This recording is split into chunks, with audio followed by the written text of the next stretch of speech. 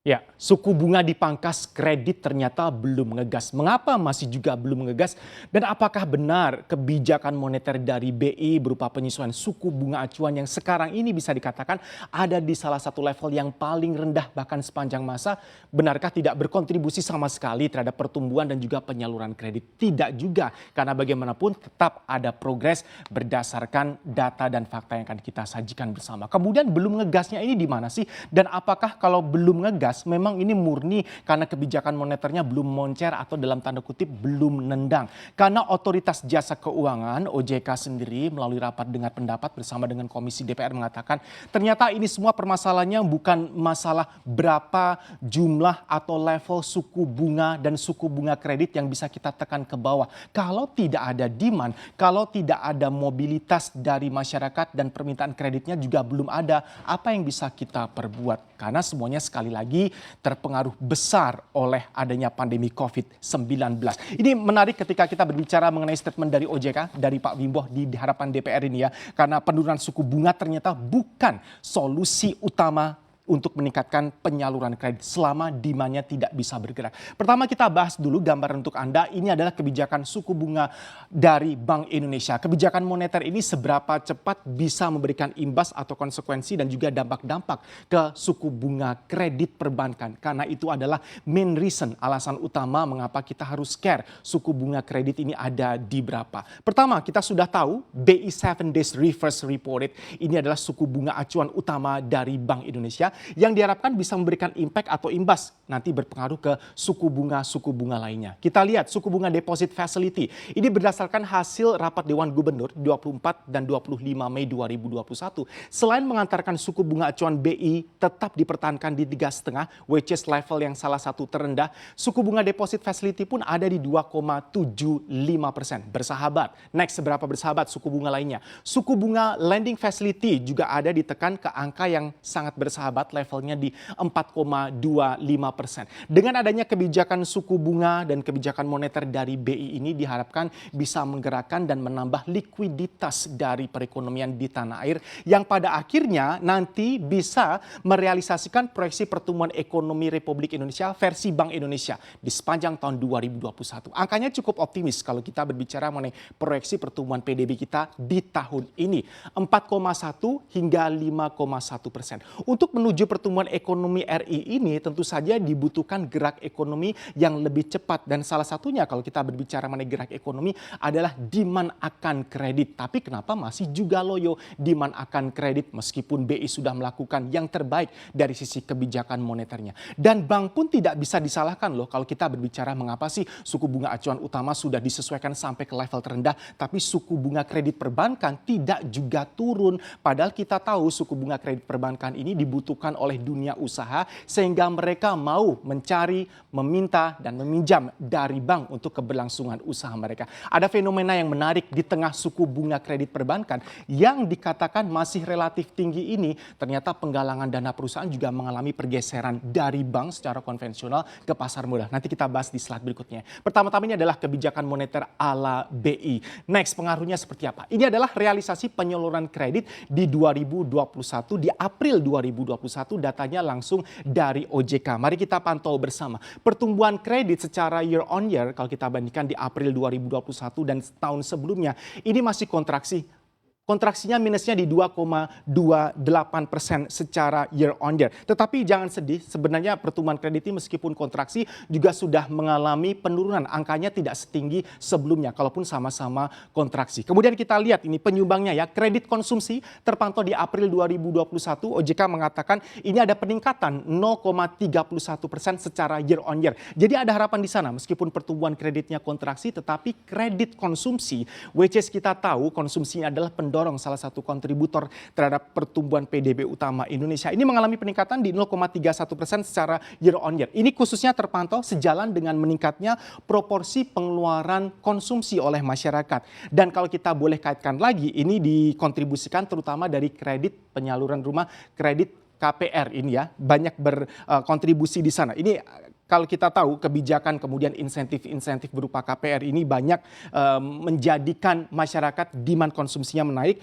Ini hasil kebijakan stimulus pemerintah, OJK dan juga BI dalam penyaluran KPR. Dan kita tahu ini kalau berbicara mengenai apa yang bisa menjadi pemanis bagi pertumbuhan dan permintaan kredit. Kemarin kita tahu ada PPN ditanggung pemerintah untuk properti. Dan ini sudah mulai memberikan dampak positif pada pertumbuhan kredit. Tetapi sayangnya kalau kita berbicara mengenai kebijakan insentif lainnya untuk memicu kredit, katakanlah PPNBM, pajak pertambahan nilai barang mewah yang ditekan bahkan sampai ke 0%, ternyata ini tidak berpengaruh sama sekali. Karena kita tahu pembelian barang-barang tersebut secara pola, secara habit, mereka bahkan malah justru memilih dengan cara cash. Jadi iya, PPN yang ditanggung pemerintah untuk properti sudah memberikan hasil imbas akan permintaan kredit dan pertumbuhan kredit di sektor properti, tetapi PPNBM sampai 0% ternyata tidak begitu berpengaruh. Kita ke berikutnya, ada kredit sektor pariwisata. Ini juga mengalami kenaikan bahkan sampai ke 5,99%. Ini angka yang cukup bagus untuk pertumbuhan kredit sektor pariwisata.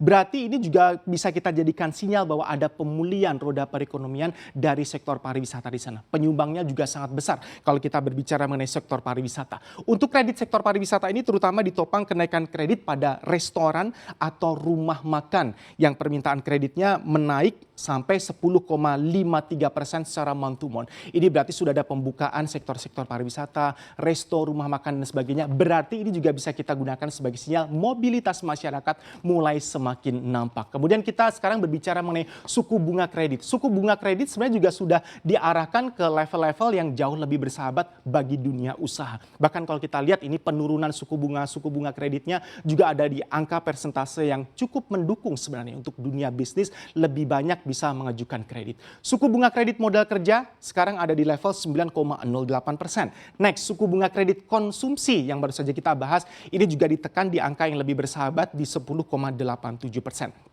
Berikutnya, untuk berinvestasi pun kita juga perlu memotivasi dari sisi suku bunga kredit investasi di 8,68%. Ini gambaran ya, jadi meskipun ada kontraksi di sana, tetapi pertumbuhan kredit kita membaik meskipun masih di zona kontraksi.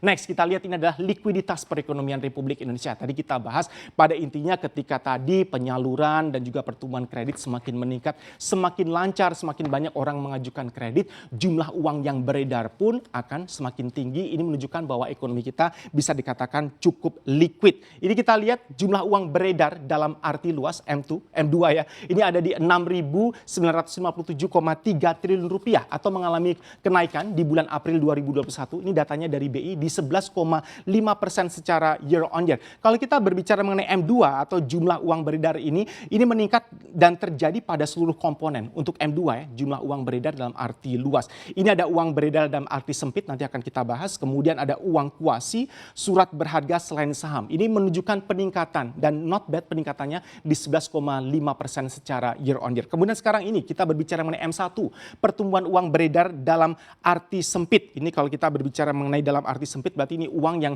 bisa langsung digunakan sebagai metode pembayaran. Ada di 17,4% secara year on year dan bertumbuh di persentase tadi. Kemudian penyaluran kredit perbankan, sayangnya tadi ya masih ada kontraksi di sana, masih terjadi zona negatif. Untuk penyaluran kredit perbankan kita masih minus di 2,4% secara year on year. Memang belum bisa 100% bisa membalikkan keadaan dengan penyaluran kredit perbankan bisa jauh lebih recover, tapi bertahap ini ada karena kontraksinya juga semakin menipis dibandingkan angka kontraksi sebelumnya. Proyeksi pertumbuhan kredit perbankan 2021 Bank Indonesia juga cukup optimistis. Kalau kita lihat berapa sih sepanjang 2021 ini ada di 5-7% untuk proyeksi pertumbuhan kredit perbankan.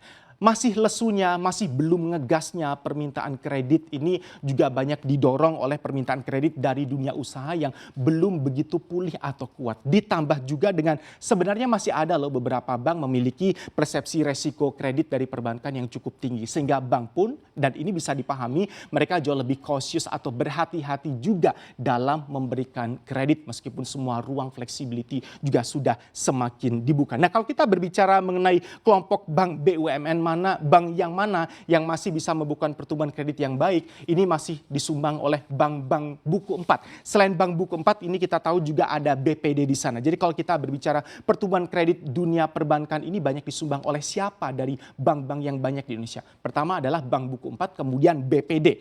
Nah, bank buku 4, bank big cap dan juga BPD ini rupanya tidak begitu terdampak banyak. Ada impact tapi tidak terdampak banyak dengan adanya pandemi COVID-19 ini. Dan rata-rata nasabahnya juga jauh lebih settle dan juga established atau mapan secara keuangan sehingga aman. Misalnya katakanlah bank-bank buku 4 atau BPD yang hampir kebanyakan ini nasabahnya adalah ASN sehingga ada security level di sana dari sisi pembayaran dan sebagainya. Kemudian kredit UMKM juga terpantau ada sinyal-sinyal perbaikan kalau kita berbicara mengenai kontributor pertumbuhan kredit yang didukung oleh BPD. Bagaimanakah dengan bank-bank swasta dan asing? Nah, ini sayangnya nasib mereka belum seberuntung bank-bank buku 4 khususnya bank BUMN dan juga BPD karena mereka sangat terdampak di sini.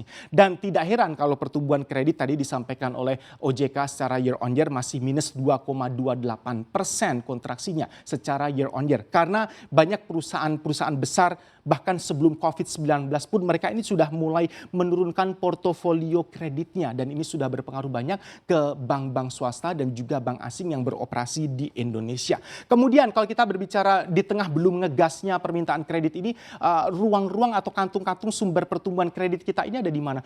Memang kita biasanya mengasosiasikan Jawa apalagi Jakarta dengan dinamika yang lebih tinggi. Tapi ternyata sumber pertumbuhan kredit di tengah masa pandemi seperti ini justru banyak dikontribusikan oleh kota-kota daerah di luar Pulau Jawa. Karena kita tahu sendiri Pulau Jawa apalagi di Jakarta ini masih sangat berat sekali untuk bisa memulihkan permintaan kreditnya. Bagaimanapun ada proyeksi pertumbuhan kredit yang jauh lebih optimistis karena semua tren dan juga tadi perjalanan yang saya tunjukkan kebijakan suku bunga acuan utama dengan suku bunga kredit perbankan menunjukkan sinyal-sinyal bahwa di kuartal 1 2021 tadi pertumbuhan kredit kita jauh lebih baik sebenarnya dibandingkan dengan kuartal 1 tahun sebelumnya di 2020 sehingga ini membuat kita bisa berharap lagi bahwa masih ada ruang untuk pertumbuhan kredit lebih lanjut lagi. Sekarang pertanyaan adalah penyaluran kredit untuk sektor-sektor prioritas seberapa besar bisa dimaksimalkan sehingga real sektor bisa benar-benar memanfaatkan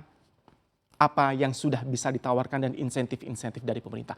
Penyaluran kredit untuk sektor prioritas itu kunci utamanya dari pemerintah kita saat ini. Ini sekarang adalah gambaran transmisi suku bunga utama Bank Indonesia ke suku bunga kredit perbankan. Karena tadi kan kita bahas ya, pada akhirnya goal utamanya adalah suku bunga kredit perbankan bisa lebih ditekan sehingga kita lebih tenang ketika kita meminjam uang atau meminta kredit karena bunganya tidak begitu berat. Toh juga di dunia usaha dianggap suku bunga perbankan kita ini masih cukup tinggi. Kita lihat ini adalah suku bunga dasar kredit atau SBDK. SBDK atau suku bunga dasar kredit ini digunakan sebagai dasar penetapan suku bunga kredit yang bisa kita kenakan, yang bisa bank kenakan ke nasabah. Ini perjalanan dari suku bunga dasar kredit SBDK kita di Maret 2021 datanya dari BI ada di 8,9%. Dan 8,9% ini kita sebenarnya sudah ada penurunan sampai ke 174 basis point atau BIPS. Ini bagus ya kalau kita berbicara mengapa 174 basis point secara year on year turun suku bunga dasar kreditnya ini juga menunjukkan sinyal-sinyal perbaikan. Suku bunga kredit baru sayangnya meskipun sama-sama turunnya, nah ini menunjukkan bahwa selisihnya ternyata belum begitu cepat transmisi suku bunga acuan utama yang bisa kita harapkan berpengaruh ke suku bunga kredit perbankan. Karena untuk suku bunga dasar kreditnya saja SBDK turunnya sampai ke 174 basis point. Untuk suku bunga kredit barunya turunnya hanya di 59 basis point sehingga belum imbang. Ini tadi juga mungkin keluar pernyataan mengapa ternyata bukan solusi utama mengubah atau mengutak-atik kebijakan suku bunga utama dari BI. Bagaimanapun harus kita apresiasi karena data ini juga menunjukkan bahwa selisih antara suku bunga kredit perbankan saat ini dengan policy rate kebijakan moneter BI sudah banyak turunnya. Kalau kita lihat ini selisihnya sekarang di Februari, data terakhir yang kami peroleh, selisih antara suku bunga kredit perbankan dan suku bunga acuan utama BI dari kebijakan moneternya di 3,9%. Sebelumnya ada di 4,2% sampai 4,5%. Di sini mulai bisa kita simpulkan bahwa ada kok bagaimanapun dampaknya antara perubahan policy rate dari BI ke suku bunga kredit perbankan. Karena sebelum adanya kebijakan transparansi SBDK ini, kalau kita lihat ini selisihnya cenderung terbatas bahkan hanya 83 basis poin saja ke 9,70%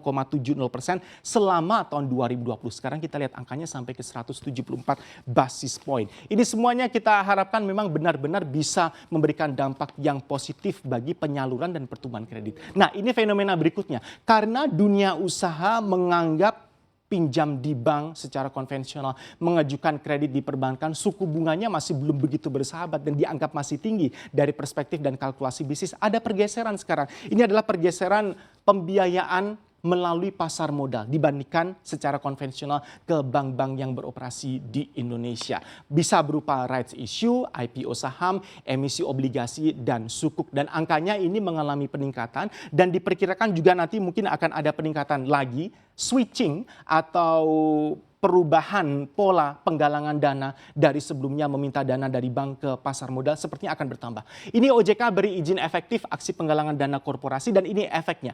Di Januari sampai April 2021 ada 47 korporasi yang menggalang dana dari pasar modal. Angkanya bertumbuh meskipun hanya 47 korporasi tapi angkanya untuk penggalangan dana di 47,6 triliun rupiah secara total. Dibandingkan dengan tahun lalu yang waktu itu di angka 31,38 triliun rupiah meskipun jumlah korporasi yang mengajukan atau menggalang dana lewat pasar modal lebih banyak waktu itu selisihnya 2 ya di 49 korporasi. Kemudian ini kita lihat sebanyak 55 perusahaan tercatat menggalang dana dari pasar modal. Mereka mencari pendanaan dari sana. Total nilai emisinya ini di 53,35 triliun rupiah. Dan penggalangan dananya bisa melalui IPO, kemudian cara-cara lainnya. 83 perusahaan juga terpantau oleh OJK sudah tercatat di pipeline ya. Mereka ingin menggalang dana dari pasar modal. Dan total nilai efek yang bisa diterbitkan ada di 81,26 triliun rupiah. Ini yang sudah ada di pipeline. Ini menunjukkan juga bahwa sebenarnya sudah mulai ada transisi perubahan pergeseran pola penggalangan dana dan pencarian dana dianggap suku bunga kredit perbankan masih tinggi mereka ke pasar modal. Tetapi kita juga harus apresiasi bahwa perlahan tapi pasti kalau kita tidak berbicara mengenai dampak dari pandemi sebenarnya apa yang sudah dilakukan oleh otoritas-otoritas yang ada demi menyalurkan, meningkatkan, menambah pertumbuhan kredit sudah nampak memberikan kontribusi yang positif. Sekarang kita tinggal tunggu saja bisa lebih di speed up. Apalagi kalau bukan kita bisa meminimalisir dampak-dampak negatif dari pandemi, kita harapkan mobilitas dari masyarakat kembali bisa pulih, kebutuhan perusahaan untuk mengajukan kredit juga bisa lebih digenjot.